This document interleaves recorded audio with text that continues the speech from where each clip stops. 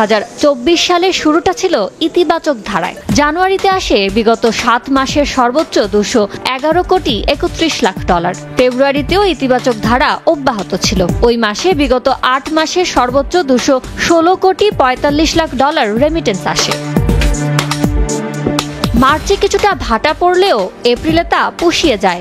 ঈদকে সামনে রেখে পরের 2 মাসে উল্লম্ফন হয়। পাশাপাশি বিনিময় হারের জন্য 8 মে চালু হওয়া ক্রলিং পেগের ফলে ডলারের ভালো দাম পাওয়ায় রেমিটেন্স প্রবাহ লাফিয়ে বাড়ে। তবে জুলাই ও আগস্টে গণঅভ্যুত্থানকে কেন্দ্র করে ইন্টারনেট ও ব্যাংকিং সেবা বন্ধ থাকা এবং অনলাইন অ্যাক্টিভিস্টদের রেমিটেন্স শাটডাউন কর্মসূচির ফলে প্রবাহে ভাটা পড়ে। বছরের সর্বনিম্ন ও 10 মাসের মধ্যে সবচেয়ে কম $191 কোটি 37 লাখ আসে জুলাইয়ে। নতুন সরকার দায়িত্ব নেয়ার পর সুবাতাস লাগে রেমিটেন্সের পালে। বছরের দ্বিতীয় সর্বোচ্চ $240 কোটি 47 লাখ আসে সেপ্টেম্বরে। পরের মাসগুলোতেও প্রায় একই ধারা অব্যাহত ছিল।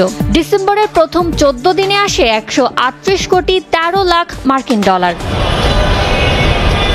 বছর জুড়ে রেমিটেন্স প্রবাহ ইতিবাচক থাকায় বড় পতনের হাত থেকে রেহাই পেয়েছে রিজার্ভ।